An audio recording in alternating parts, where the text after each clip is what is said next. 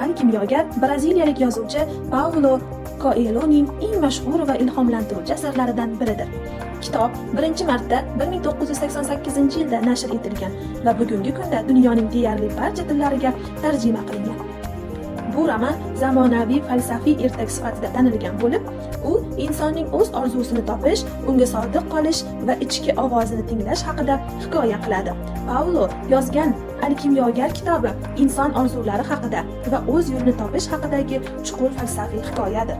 Asarda ispaniyalik cho'pon yigit Santiago bosh qahramon sifatida tasvirlanadi. U bir tunda g'alati tush ko'radi. Unga Misr ehromlaridagida xazina borligi ayon bo'ladi.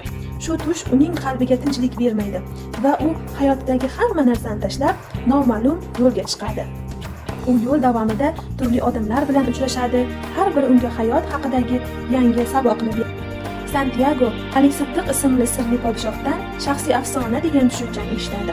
Bu har bir insonning hayotdagi asl maqsadi. U keyinchalik ingliz olimi bilan uchrashadi. U alkimiyoni ilmiy yo'l bilan tushunmoqchi bo'ladi. Nihoyat cho'l o'rtasida donishmand alkimyogar bilan tanishadi. U Santiagoga haqiqiy boylik tashqarida emas, balki insonning o'z yuragida ekanini o'rgatadi. Sayohat davomida Santiago ko'plab sinovlardan o'tadi.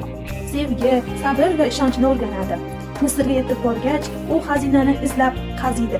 Lekin aslida xazina u ketib kelgan joy Ispaniyadagi eski cherkovda yashiringanligini biladi.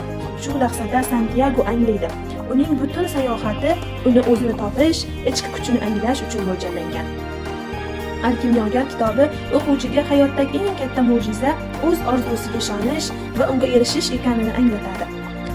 Paulo bu asar orqali shunday deydi: agar inson chin dildan nimanidir istasa, butun koinot uni amalga oshirish uchun yordam beradi.